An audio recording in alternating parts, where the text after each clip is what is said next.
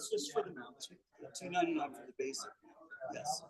How much is it? $299 for the basic. You want the upgraded tripod, the azimuth controller, the polar finder, and all those are all extras. Okay.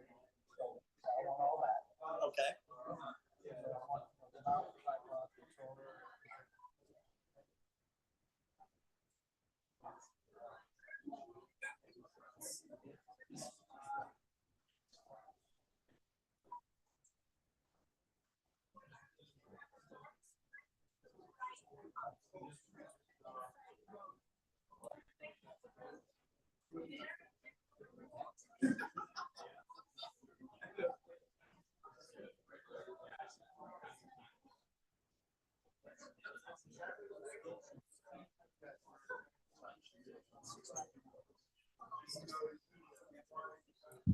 Okay, so That's also right on with your DSL. and what's the weight capacity of this? Weight capacity, we recommend, okay, something less than what people are accustomed to. Okay, but we see people put 25 pounds on. That's kind of great. Oh, I have that little big refractor. I'm guessing What's the weight on it? I'm guessing between 5 and 10 pounds. It says 10. Let's say it's 10. And you're going to need about 10 pounds of count. Okay. Well, I'm gonna have a camera with a auto guide. So you could have about 15, 20 pounds. So with all that on there. So that will work. You got to balance. Okay, well, then that's Now, the difference between when people start asking about weight capacity, they think that when they exceed weight capacity, they're breaking the mount. right. No, You're not. no. What weight capacity is really all about is when you start putting on so much weight that the drive characteristic changes. Yeah, the drive has to struggle. Well, it's struggled, but not a lot. It's just, we're talking arc seconds here. Okay. We're not talking about, oh, it's going crazy and the thing won't drive anymore. So it's not like that. All right, so you said about $6.99 roughly is what you said? Yep, exactly. $699.99. Okay. Yeah. Plus shipping. Kent can give you 10% off. Okay, so Okay, now do I have to buy it now to get the 10% off? yes. Okay. Because I really would like to go home and weigh my telescope. Just to make sure. 10% is probably worth going on with that telescope. Okay. All right. And let me take a picture of that.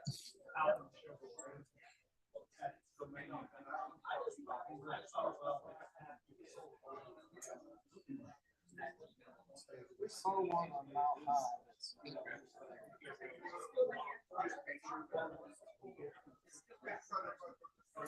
Buy this, you give it to register it, warranty.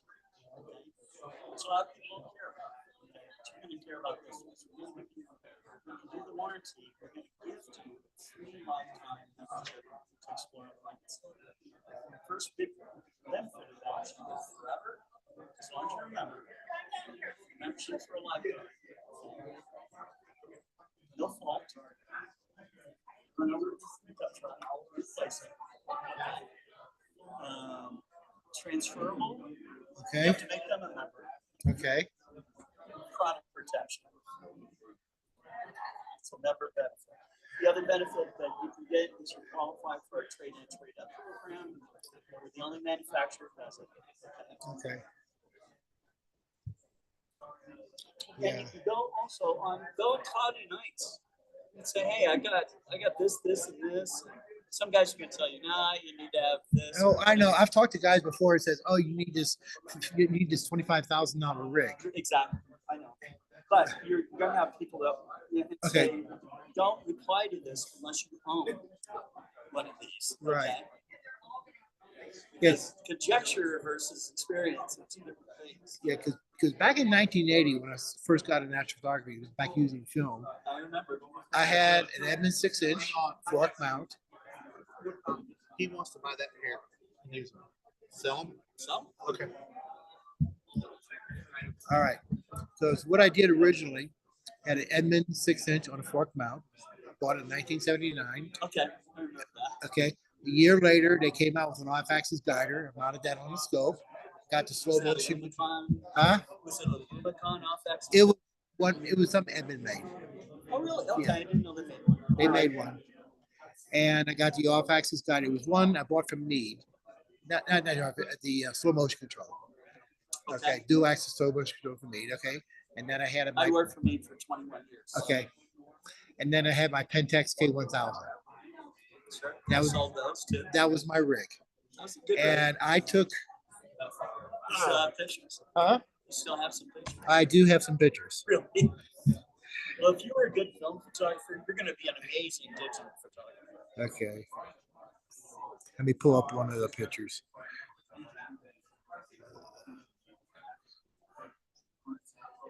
So all that guiding and stuff that you did before, Oh. you don't have to do it. Yeah, that's what I heard. Wow. That was I want to say 15-minute exposure using Kodachrome 1600. 16. Okay. Prime focus. You know, using the off-axis guider, had the illuminated eyepiece, everything, Wasn't that hard work? hunched over. Let me tell you this story. Back then I belonged to the New Orleans Astronomical Club, Yeah. and we had a dark site in Mississippi. It was the gravel pit for when they built the Stennis test center. Yeah. And so NASA didn't need it anymore, so they leased it to us like $1 a year. A bucket a year. Yeah. That's a good deal. Yeah, it was a good deal. So that was our club dark site. Uh-huh. So we're out there one night, and one of our club members had a 6-inch refractor on a German mount. Mm-hmm. He was doing a 90-minute guided exposure of the Andromeda Galaxy. Okay. He had 5 minutes to go in the exposure. All of a sudden, out of nowhere, this Mississippi State Trooper shows up, flashing his eye. What you doing? What's this? He shines the light down the tube. Oh, no. We had our friend. We had to pull him back. And he was about to kill that. Oh, yeah. Yeah. Yeah, God, and it was. Yeah. Well, they don't know. They don't know. Right. So he went off to the side because to cool off, and the rest of us pulled the trooper side, and he kind of explained to him what he did. Yeah. And he says, "Oh, I run this picture, didn't I?" Yeah. Okay. So anyway, with my Edmund, I'm doing good, taking pictures. Around 1998, I think it was 97, 98, the drive motor finally died. Okay. So I called up Edmund, says, I've got this mount, my drive motor died, can I buy a replacement drive motor? That mount's been out of production for 10 years. We don't have parts for it. Mm. So what I did was I salvaged the optics and made it to a Dobsonian. That's a good move. Yeah, You still have it? I still have it, but can't do pictures with it. Well, you'd be surprised. We have guys that use Dobsonians, no drives. And what they do is they get something in the field Yeah, and they do real short exposures, exactly. you know, and let it drag across the field. And then they move it back and let it drag across. They take all those, you know, maybe hundreds of separate Yeah, stacks. I don't want to do that. It's work. you It's know. work. I'd rather do something that, like I said, my main interest is deep sky photography. Okay. So I want something that I can mount a telescope to, Sure. and I want to mount an auto guider on there. Yeah. Now, I was told that I could put the auto guider on that. You think you really need one? This is what I would do. Okay. I would get the rig, Okay. wait on the auto guider. You can always buy it, Right. okay, if you want it. All right. But then see how long you can shoot without guiding. Okay. Okay. Just run some tests. Yeah. Yeah. And I'm pretty good at polar aligning. Yeah. So if you get it drift aligned or however you do your alignment, get it really well polar aligned, and start with, like, I don't know what kind of camera you're doing. I don't have a camera yet. I want to get I'm not going to get a SOR. I want to get a dedicated AstroCon. AstroCon. So start off with like 10 seconds, 15 seconds, 30, Right. 1 minute, And just 1.5 and then minutes, just maybe stack max them. 2 minutes, and see if you can go how long you can go. a lot of my friends are shooting very, very short exposures because we have Starlink satellites that go through. You've got the wind or whatever. Okay, and if you got a little jiggle, okay, or something's blocking, even a cloud going by, you toss out that shot and you keep stacking the good shots. Yeah, because I went to that workshop that yesterday about photography, and he said, yeah, you do a bunch of 10-second exposures over like a 90-minute period. Yeah, and they stack them together. That's right. Okay, which is something I'm gonna have to learn. Learn. Once you do it, you're gonna love it. Yeah, because with film it was just one exposure. Yeah. Well, back when we were all shooting film, there was a guy named Jason Ware who taught us that you could stack film. Okay. And so what he would do is he would get a slide holder and get his negatives and cut them, and then he would precision stack one over the other, put it in the slide holder, and then have that printed. Okay. And he came out with stuff, I mean, unreal. That sounds like a lot of work. It was a lot of work, but now it's electronic. Yeah, let the computer do it. Yeah. Okay. Yeah. All right. And you sell cameras too? I don't sell cameras. Yeah. All right. Well, let me focus on the mount now. Yep. I'm getting ZWO makes a great camera. QHY makes a good camera. I know. I'm looking at the ZWO cameras too. Yeah.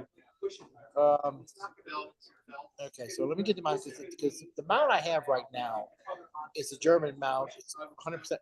It's not doesn't have drive on it, and it's crap. I kind of went cheap. Yeah. And the scope shakes on it and everything. So I'm thinking I'll probably do a better mount on that one. So I got my scope, and this one has a dovetail plate on the top, right? Yes, sir. Because my scope has a dovetail. Yeah. So when you look online on our product, you're going to see this one. Okay. That model. There's the other one that's only like $300, but it doesn't have all the accessories. Okay, and it's got the fine tuning for the polar alignment, both altitude and azimuth too. No, just for polar alignment. Okay. Yes. So the polar alignment. So the adjusting screws, that's extra. I'm sorry. The adjusting screws at the bottom. bottom. Screws are extra. Yeah. Okay. The azimuth adjustment. Okay. You can do it without it, but I like having the. I like to have it because again, I'm very picky on my polar alignment. Me too. Okay. All right. So, but you have those screws on your website. I can look them up. That's going to come with it. That's that package. Oh, that with those screws. Yeah. Okay. Yeah. You don't need to buy anything else. Okay. All right. Battery. Yeah, I need a battery. All right. Let me talk. Are you gonna be here tomorrow? Gonna be here tomorrow. All right. Let me talk to my wife. Okay. All right. And when you're what's your name? I'm Scott. Okay, I'm Darren. Thanks, Gary. And you'll ship it to Albuquerque? Ship it anywhere you want. Okay. Yeah, because I'm gonna be home Sunday night. Okay. So. Yeah. Well, we're right in Arkansas, so okay. Pretty close to you. Okay. So I'm looking about what 2 or 3 days. 2 or 3 days. Okay. So I can play with it. Time for the clouds to get there. That's right. Yeah, we're in the middle of the monsoon season in Albuquerque. Oh, okay. Well, it's a good time to get the gear and get some stuff sorted out. Play with it. Set up in the backyard, play with it. Yeah. Okay. And the new all the alpaca stuff, and there's a big community of programmers and stuff that design software for it. So, all right. So it's easy to update the firmware and everything. Okay. And you'll send me a notice every time the firmware needs to be updated. Yes, we will. Okay. Yeah. Okay. Yeah, just make sure you register it. The warranty will gift you the membership, and then you get the protection. All right. Benefits. So. Now, I noticed you were using the pad to control it.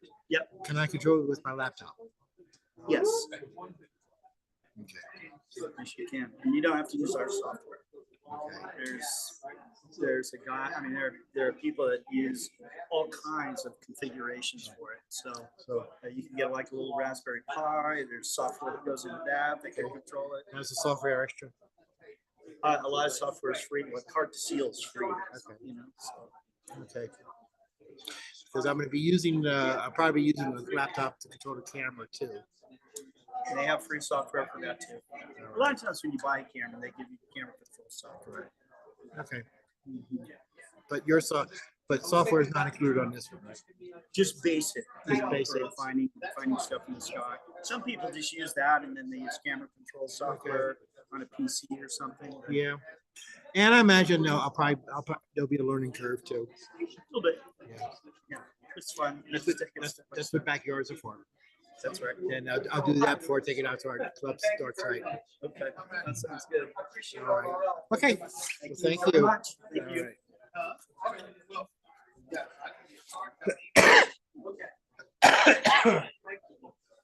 $6.99. And shipping, how much is shipping? Free. I'll be back. Take care. Yeah, the guys they started this and that down there, war and stuff. Is it good for you? Good for you.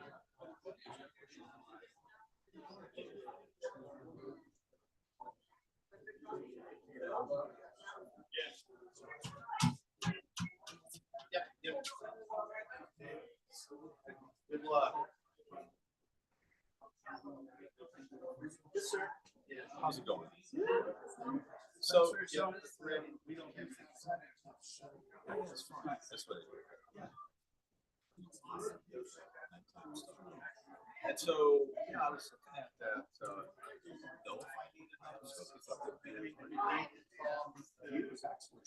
Could you buy a few bucks secondhand? What about getting it clean? What is one do you? Is that something you ship it back? You can send it back to us. And we'll do it for you. You, And so I pay saw somebody it. to do it, or Because you can go visit Rainbow Bridge.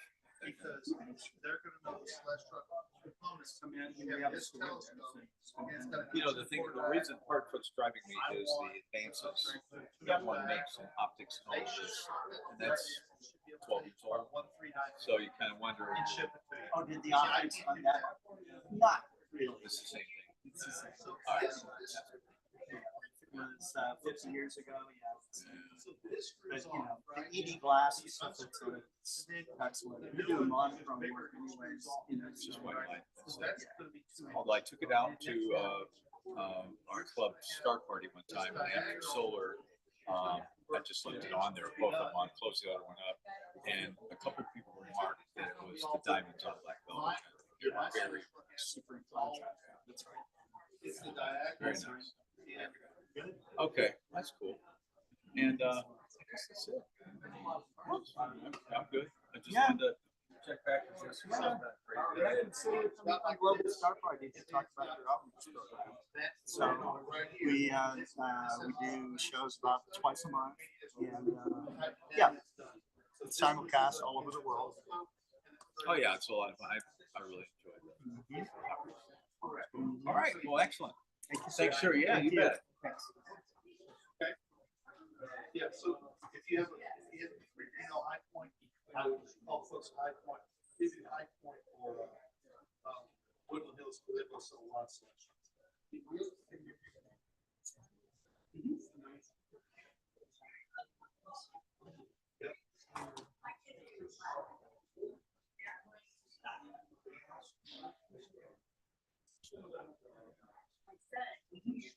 Yep, little plate. Yep.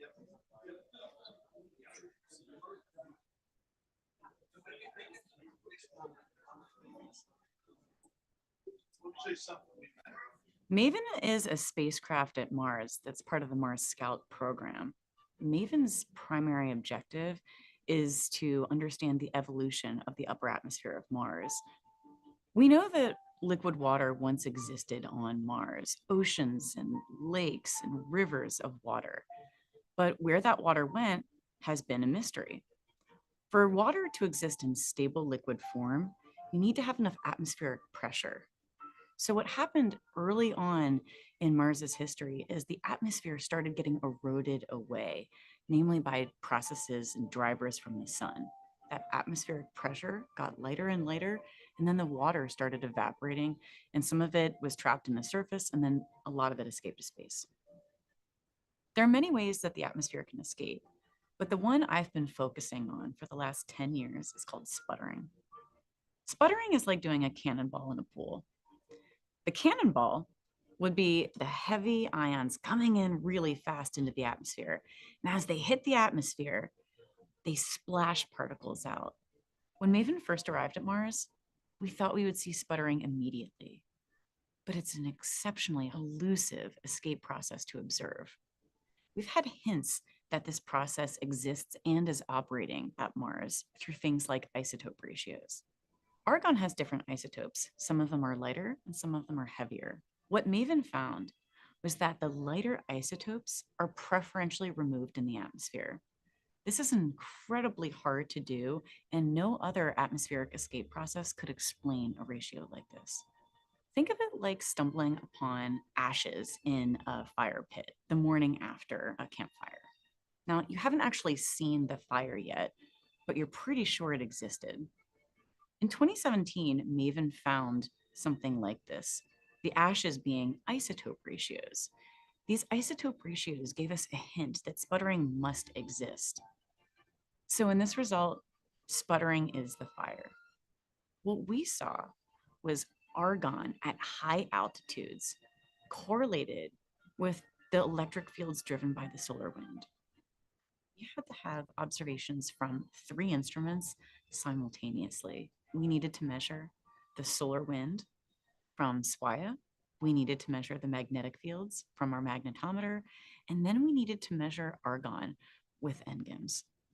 It took 10 years of data to finally find the statistics and have enough data from each of those 3 instruments to be able to put this result together.